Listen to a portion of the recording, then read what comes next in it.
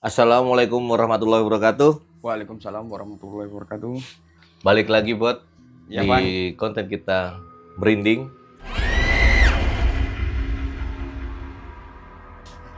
Senang sekali ya, ada banyak banget peruang-peruang dan ngirim cerita. Dan salah satunya ini buat aku sendiri menyeramkan. Wah, berarti untuk peruang yang nonton bisa bikin merinding ya, Bang? Ya, ini cerita yang dikirim oleh Mbak Tari. Mbak Tari, terima kasih banyak ya buat semua peruang-peruang. Channel ini tidak memaksa kalian untuk percaya, tapi kami yakin sebuah ketakutan tidak berasal dari sebuah cerita, tetapi berasal dari sebuah kisah yang nyata.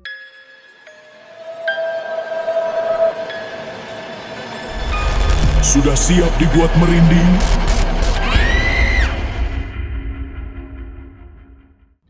Bot, Iya, Bang. Mbak Tari ini aslinya Jawa Tengah. Masa kecilnya di Jawa Tengah. Bapak ibunya itu pindah ke Jakarta. Mbak Tari ini ikutlah. Itu ketika SMP. Dan saat ini Mbak Tari itu kuliahnya di Jawa Timur. Oh, iya. Jadi Mbak Tari saat ini kuliah Jawa Timur, orang tuanya masih di Jakarta. Mbak Tari semester 3. Saat ini semester 3. Saat istirahat kuliah, Mbak Tari itu dapat info dari orang tuanya yang memberikan info kalau neneknya yang di Jawa Tengah itu meninggal. Orang tuanya saat itu juga ngomong ke Tari langsung berangkat dari Jakarta ke Jawa Tengah. Dan Tari sendiri juga sudah ngomong ke bapak ibunya kalau pulang kuliah langsung berangkat ke Jawa Tengah. Pulang kuliah, Tari langsung berangkat ke terminal cari bis yang ke arah Jawa Tengah. Perjalanan dia itu sudah langsung keinget masa lalunya, masa kecilnya kelas 1 sampai kelas 6 SD ini loh. Oh. Jadi Tari itu dari kecil tinggal sama neneknya, tinggal sama kakeknya, sama orang tuanya di rumah itu. Yang saat ini ditempatin sama neneknya. Perjalanan ke Jawa Tengah itu 8 jam. Jadi waktu yang lumayan lama, 8 jam itu karena naik bis. Iya, Bang. Jadi dia itu sudah pulang dari kuliah, langsung berangkat ke Jawa Tengah, kondisi fisik capek, ditambah dengan dengar neneknya meninggal. Itu untuk aku coba merasakan berat rasanya. Pasti berat, Bang. Setelah sampai di terminal Jawa Tengah, dijemput sama bapaknya. Pulanglah dia ke arah rumah. Nah, rumah neneknya, perjalanan menuju rumah neneknya itu harus lewatin kayak sawah, terus pohon bambu-bambu gitu. Dan jalanannya itu jalanan yang kalau di pedesaan yang masih belum paving atau belum aspal gitu. Oh iya, masih tanah itu, Bang. Masih tanah. Yang bisa ada batu-batu kecilnya Iya. gitu lah. Tari udah kelihatan bener-bener capek. Dan ayahnya pun nggak ngajak ngobrol. Karena tahu anaknya udah capek tuh. Karena perjalanan langsung dari Jawa Timur ke Jawa Tengah. Begitu sampai di rumah neneknya, turun, ya pasti tangisan tuh pecah. Neneknya ini adalah ibu dari ibunya Tari. Oh, iya.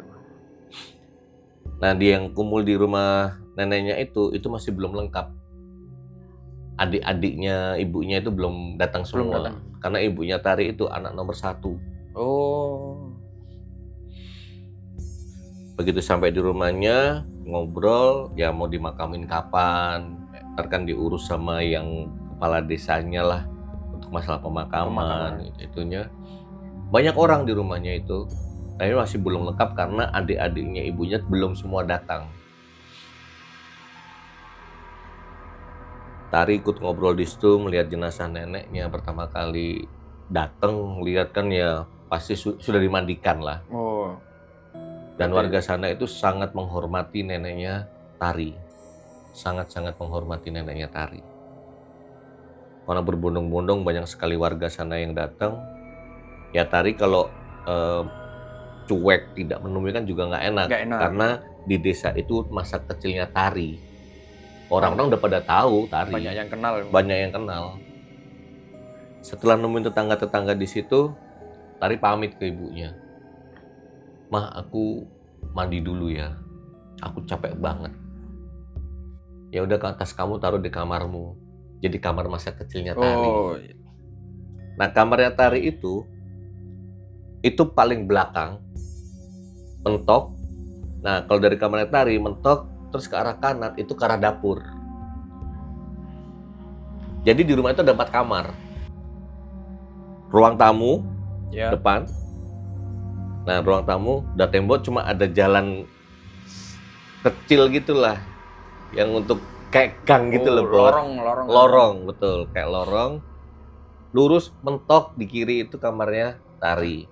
Yang di tengah ini itu gudang. Jadi dia ngelewatin gudang baru ke kamarnya. Nah, kalau udah mentok lurus ke sana itu ke arah dapur. Lurus ke arah dapur, di tengahnya itu ada kamar mandi.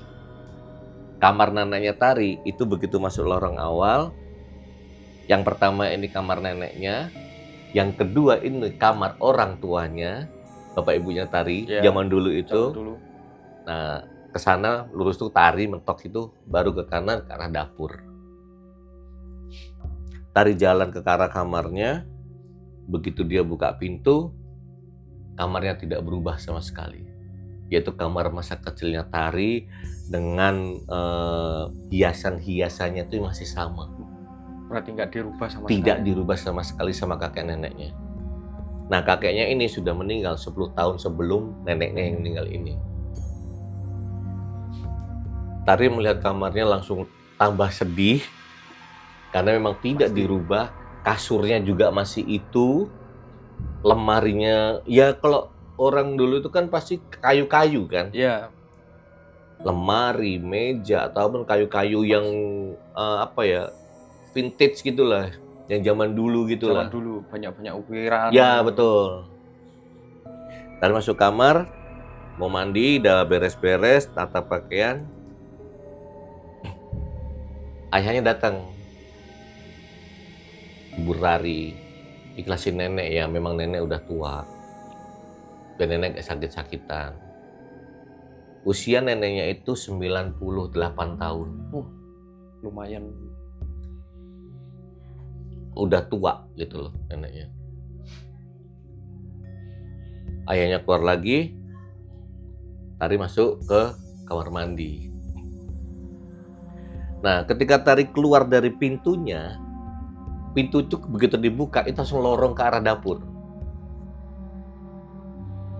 Tari jalan, begitu saya pintu, lihat ke arah sana udah gak enak hawanya Tari. Udah merasa Ke arah aneh. lorong itu udah kok ada rasa takutnya.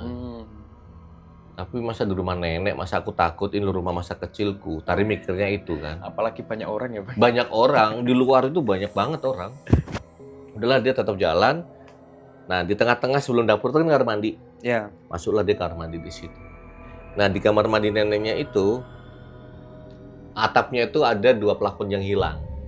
Jadi langsung ke genteng. Lubang berarti. Lubang. Dia mandi ya namanya banyak orang pasti dia mandi nggak lama lah, pasti buru-buru kan. Karena kamar mandi cuma 1 dan orangnya banyak. Saudara-saudaranya. Nah, Tari itu begitu mandi ada feeling atau perasaan itu pengen lihat lubang di atas. Dilihatin nggak ada apa-apa, tapi kok atas kotor banget gitu.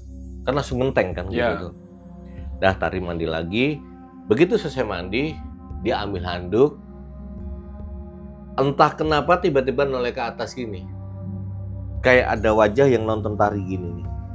Di atas itu. Kayak ada yang ngintip. Iya, dia kan diliatin gitu. Tari mau teriak itu juga gimana, kakinya udah lemes, dia buru-buru buka pintu, jadi tidak andukan, cuma anduknya tutup di badannya gitulah. Oh iya, Bang. Ambil itu, lari dia ke kamar. Begitu selesai sampai kamar, pintu kamar ditutup, dia beres-beres, dia diam di kasur. Aku itu ngelihat sesuatu atau kecapean. Oh. Mikirnya masih halusinasi mungkin. Iya. Karena hal yang wajar kalau dia kecapean. Ya.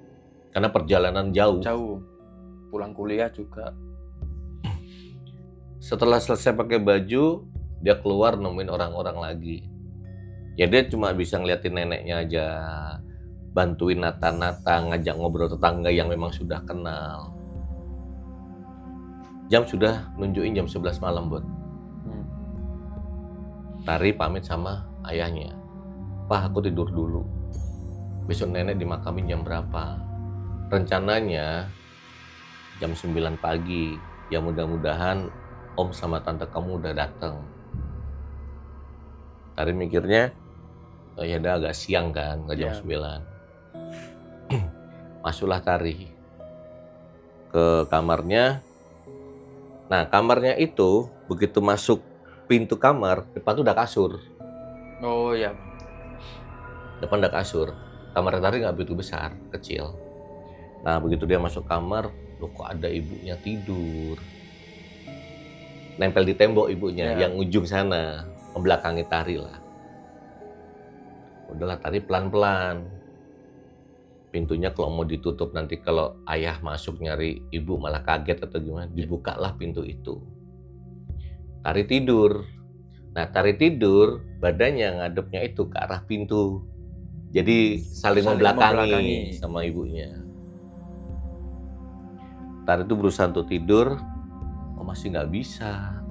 Karena kan emang capek, Bot. Oh, Dan banyak pikiran lah. Dicobalah lampunya dimatiin. Matiin lampu. Tari udah berusaha tidur, baru matiin lampu, Tari berusaha tidur. Gak lama ibunya masuk. Terus yang tidur ada siapa? Nah, jadi ibunya masuk, lampunya dinyalain. Capek nak. Tari diajak ngomong kaget. Dan dia gak bisa ngomong apa-apa. Lihat ibunya. Ya ibunya masuk santai nyalain lampu. Buka tasnya ibunya. Ibunya mau mandi. Tari nanya, lo mama dari mana? Di depan sama tetangga-tetangga. Aku tadi pamit sama papa buat tidur, mama nggak ada. Mama ada kok di luar. Tari cuma bisa diem, ibunya ngambil baju, ambil handuk, keluar. Dimatiin nggak lampunya? Nggak usah. Nah, Tari pelan-pelan lihat ke belakangnya dia. Kosong, Bot. Padahal tadi ada, Bang. Itu jelas Tari melihat ibunya lagi tidur. Nah, mulailah janggal di sini. Tari udah nggak peduli, berusaha untuk tidur. Nggak lama ibunya masuk. Udah kamu tidur, besok ikut ke pemakaman. Iya mah, dimatiin lah lampunya. Tari tidur. Tari tidur tuh udah setengah tidur gitu loh. Dia ngerasa kasurnya ada kayak orang yang naik di kasurnya di arah belakang situ. Belakangnya dia. Iya, yang arah tembok itu, Bang. Ya, betul. Mikirnya ibunya lah. Biarlah. Terus kok nggak ada suara. Tari tuh diem. Setengah sadar, kalau merasa ada yang nggak tahu kan kasur kalau diinjek gini ada rasa lah pasti gitu. Ada. Walaupun itu kapuk kan, pasti ada rasanya kalau kita ngerasain. Mah, nggak ada sautan, Bot.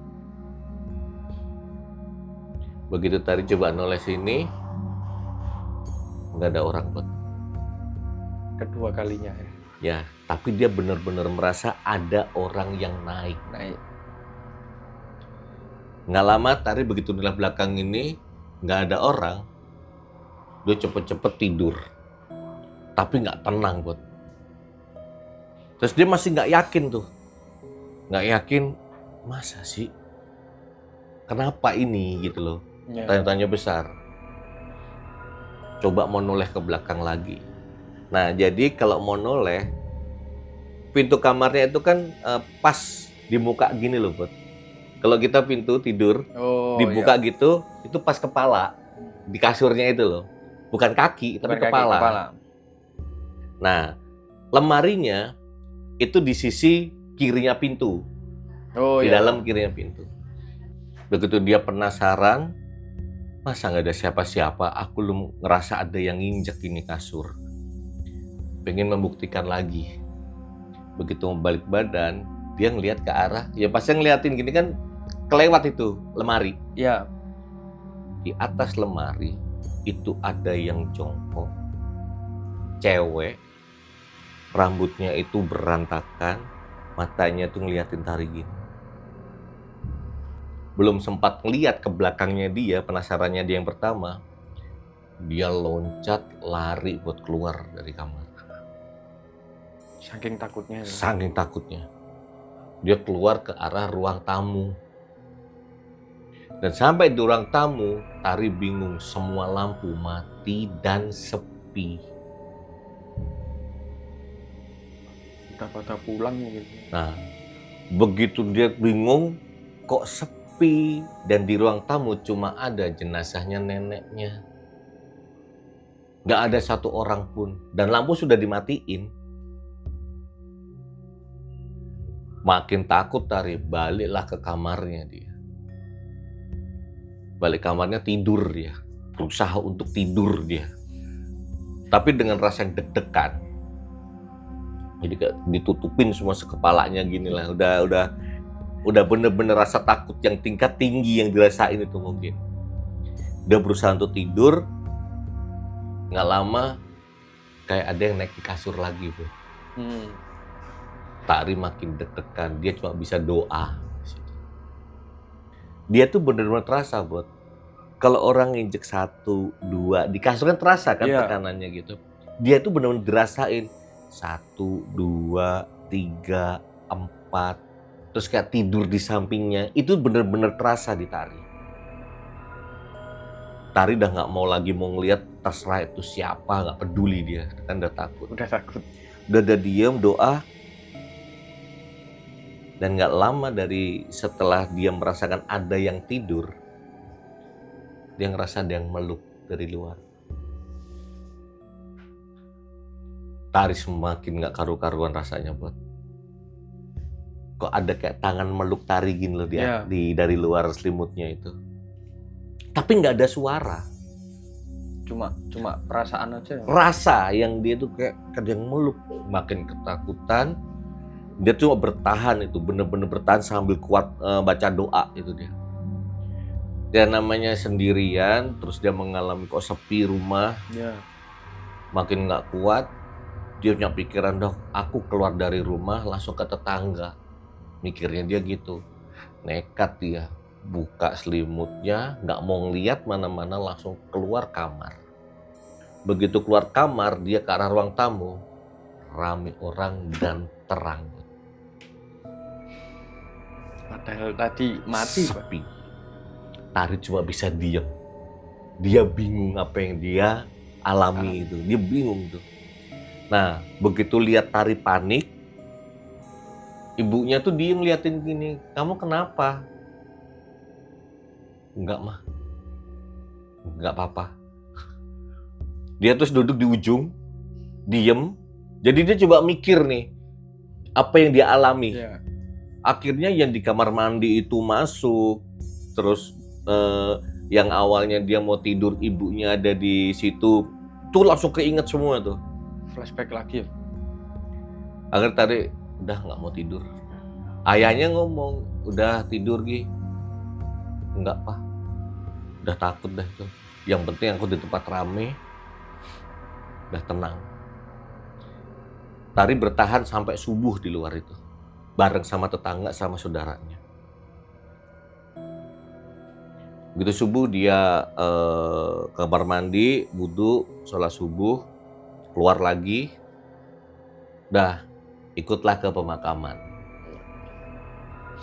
Ikut ke pemakaman, setelah selesai makamin neneknya, kan pasti ada rapat keluarga yang untuk tahlilan ya 7 harian ya biasanya kan ada itu. Iya. Papa mamanya nanya, kamu pulang kapan kak? Mama papa di sini sampai kapan? Mungkin sampai 7 hari nenek. Ya udah nggak apa-apa, aku ikut. Kuliahmu gimana? Mama papa nanya gitu kan? Iya. Nggak apa-apa, aman kok. Ya sudahlah, Tari jaga udah besar, udah bisa ngatur sendiri kan. Pengajian terus dilakukan, nggak ada ini tidur ya biasa, nggak ada yang aneh-aneh. Sudah normal. Berarti. Sudah normal. Pas hari ke-7-nya selesai, Tari bilang, "Ma, aku packing dulu ya. Besok aku berangkat pagi." Naik kereta dia. Kalau kereta kan sudah ada jamnya kan. Packing, tapi Tari ketika mau packing itu muncul rasa nggak enak lagi. Mamanya jawab, "Ya udah kak, sana packing, terus langsung tidur, istirahat. Pintunya jangan dikunci ya, nanti mama tidur sana." Ya mah, masuklah Tari, packing barang-barangnya, selesai, tidurlah dia. Lampunya dimatiin, pintu nggak ditutup. Nah, kalau dia tidur itu kan langsung ngeliatnya lorong kan. Iya, Bang. Dia tuh tidur sambil main HP, udah capek, ditaruhlah HP itu. Dia berusaha tidur dan kepalanya menghadap ke arah pintu. Langsung ke lorong. Langsung ke lorong. Begitu dia berusaha untuk tidur, kok gelisah. Dia mikirnya kecapean ini. Jadi kalau capean gelisah gitu loh buat. Iya.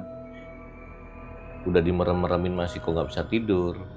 Nah, di lorong sampai ke dapur sana itu lampunya itu pakai lampu kuning. Bolam-bolam gitu loh, Bot.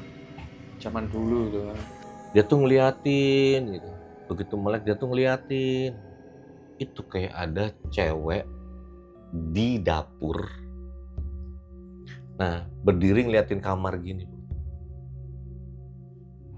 Tari itu cuma fokus gitu, difokusin pokoknya itu apa. Tapi semakin dia fokus, sosok yang dilihat itu semakin maju. Semakin dekat ke arah kamar. Tari balik badan, dia geser ke arah tembok, ditutupin. Udah saking takutnya. Nggak lama, Tari udah ketakutan. Tari itu ada ngerasa yang megang gini buat di bahunya. Pegang gini, Tari kayak orang nggak kaget gimana sih tiba-tiba digituin. Kaget yang gimana? Iya. Begitu pegang gini, "Kak." Lega suara ibunya. Dia buka selimutnya, nggak ada siapa-siapa. Padahal tadi ada suara, Bang. Ada suara manggil, "Kak." Udah dia tidur udah tuh. Udah nggak ngurusin lagi, udah berusaha tidur. Besok paginya semua keluarga kumpul. Ya. Besok paginya Tari bangun subuh, sholat subuh, ganti baju. Nah, jam 9 dia harus berangkat ke stasiun. Dia kumpul di ruang tengah. Karena dia banyak mengalami sesuatu, dia manggil mamanya, papanya, sama plus om-omnya yang di situ. Ngumpul semua, Tari cerita ke mamanya. Dia pengen tahu. Karena sudah nggak bisa masuk logika. Ya. Banyak keanehan-keanehan. Dia cerita ke mamanya, begitu dia cerita, mamanya, omnya, papanya pada bengong. Ya karena memang selama 7 hari, karenanya meninggal 7 hari, emang dia nggak cerita apapun tentang ketakutannya.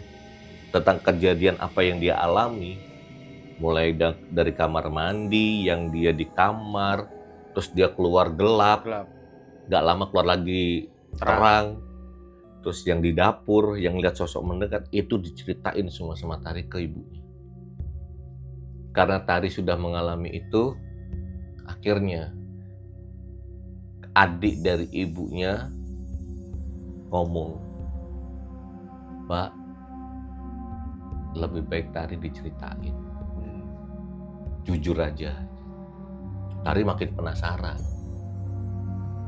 Maksudnya gimana gitu. Akhirnya mamanya cerita. Jadi kakek neneknya Tari itu dulu orang yang kayak terhormat gitulah di kampung situ. Nah, kakeknya itu dulu orang yang terhormat, neneknya itu sinden. Makanya banyak yang kenal, Pak. Nah, yang menjadi permasalahan di sini adalah neneknya Tari itu istri kedua. Kakeknya dulu nikah sama neneknya itu, istri pertamanya nggak terima, akhirnya mencari orang yang dianggap pintar, akhirnya dikirim-kirimin lah seperti itu. Ibunya nyeritain, karena kakek sama neneknya ini paham, akhirnya juga mencari sesuatu untuk menahan serangan yang dari istri pertama kakeknya. Ya, mungkin dampak dari itu ngumpullah di rumah. Tari kaget dengar kayak gitu. Ibunya yang minta maaf, karena selama ini kan Tari nggak cerita kalau ngalamin hal kayak gitu kan. Iya. Dengan latar belakang seperti itu, ya akhirnya kan terbongkar. Ya tadi udah Kak makan, terus siap-siap berangkat, diantar ayah ke stasiun. Udah diambil tas, keluarga masih di situ. Ketika Tari mau keluar, mau bawa tas ke ruang tamu, lewatin kamar neneknya kan. Ya. Dengar ibunya ngomong dalam situ, nenek sudah gak ada. Tolong jangan ganggu keluarga saya. Itu Tari jelas dengar. Dia makin kayak takut, penasaran gitu kan. Wah, dia nggak buka kamar neneknya. Dia langsung ke ruang tamu, duduklah di ruang tamu. Gak lama ibunya keluar dari kamar neneknya. Setelah sarapan, nah, dengan dia dengar mamanya ngomong gitu, Tari penasaran. Mama ngomong sama siapa? Iya, pasti itu, Pak. Izin lah, Mah, aku lihat kamar nenek ya, karena dari awal sampai aku mau pulang, aku belum masuk kamar nenek. Ya nggak apa-apa, masuk aja. Ya wajar lah kamarnya nenek. Tari dulu kecilnya juga sering keluar masuk kan. Jalan ke kamar nenek. Nah, begitu dibuka pintu itu, posisinya itu sama kayak punyanya Tari. Semua kepala itu di dekat depan pintu gini. Depan pintu. Kasurnya depan pintu itu. Jadi begitu pintu dibuka, depan langsung kasur lah gitu lah. Tari ngebuka pintu itu, buka gini. Ya karena kan tidak ada ketakutan atau apa kan. Ya cuek gitu, maksudnya tidak ada yang kejadian apapun. Ya Tari buka pintu, begitu buka pintu, dia langsung lihat di kasur itu ada cewek tiduran, matanya ke arah Tari, senyum. Dan yang dia lihat itu adalah neneknya yang meninggal. Tari teriak, pintu ditutup. Karena teriakan Tari, semua orang di ruang tamu itu nyamperin Tari. Nangis Tari di situ. Ngeluk mamanya nanya, kenapa? Aku tadi buka pintu, aku langsung lihat nenek tidur, matanya ke arahku sambil senyum. Mukanya nenek pucat. Mungkin pamitan mungkin, Pak ya? Ya nggak tahu ya. Mamanya Tari nyuruh Tari sama ayahnya mamanya sama adiknya mamanya masuk kamarnya nenek. Entah apa yang dilakukan, nggak tahu. Nggak lama keluar mama sama omnya Tari pamitan, diantar ayahnya ke stasiun. Dan sampai detik ini rumah itu masih ada, tapi tidak ada yang nempatin. Dibiarin kosong. Mbak Tari, terima kasih banyak ceritanya. Aku dari tadi cerita itu merinding. Jujur merinding. Jadi kebayang gitu loh, Bot. Iya, Bang. Banyak kejanggalan di sini yang dialami sama Mbak Tari itu, hal yang aneh. Tapi kalau aku ngalamin gitu, Bot, mending keluar udah, nggak akan tidur situ. Kalau aku tidur di ruang tamu aja, Bang. Enggak lah, nggak juga sih, Bot. Kalau aku nggak juga. Tapi ya cerita ini, kenapa aku mau ceritain ini? Aku baca cerita ini 3 kali atau 4 kali ya, tetap merinding. Keren ceritanya, keren. Bagus ya, Bang. Bagus itu Mbak Tari. Ya mudah-mudahan nenek Mbak Tari semua amal ibadahnya diterima Allah Subhanahu wa Ta'ala. Semua keluarganya diberi ketabahan dan terus sehat semuanya kan. Amin, ya, Bang. Mbak Tari kalau ada cerita lagi langsung aja kirimkan. Ceritanya keren ini. Ini cerita kayak ini. Bagus kok dibikin film pendek ini. Bisa. Nanti saya akan izin Mbak Tari kalau diperbolehkan akan dibikin film pendek sama Jeb ya. Sama Jeb Entertainment. Karena kan channel ini kan masih satu payung dengan channel Jeb Entertainment. Menurutmu gimana, Bot? Apa itu, Bang? Ceritanya Mbak Tari. Ya kalau aku denger tadi sih jujur merinding, Bang. Belakangku ini, Bang. Di belakang udah merinding ini, Bang. Karena ya merasa ada keanehan-keanehan yang di luar logika tadi. Iya. Kalau dari cerita-cerita horor yang sering kita baca, kejadian itu mungkin juga ada kesamaan kan sama orang lain yang mengalami gitu loh. Yaitu terserah dari para peruang-peruang. Yang tadi kita bilang tidak maksa peruang-peruang untuk percaya dengan cerita-cerita yang disampaikan oleh peruang lainnya. Iya, Bang. Tapi kalau kami sendiri ya mencoba membaca dan kembali menceritakan apa yang dialami oleh peruang-peruang yang sudah mengirimkan cerita ya pastinya. Betul, Bang. Buat peruang-peruang yang mau mengirimkan cerita, langsung aja ke email ini. Email ini kalau tidak bisa attachment di wall email juga nggak apa-apa. Iya, Bang. Atau mau DM ke IG juga nggak apa-apa. Mau langsung datang juga nggak apa-apa. Silakan langsung jadi narasumber di sini ya. Itu lebih paten kalau aku bilang kan. Lebih enak. Lebih enak. Jadi kita kayak didongengin, kita bisa merespon dan kita menambah pengalaman. Iya, betul. Kita tunggu cerita-cerita semua dari peruang-peruang. Ya, Bang. Dan terima kasih banyak sudah menonton video ini. Jangan lupa di-subscribe, like, komen, di-share.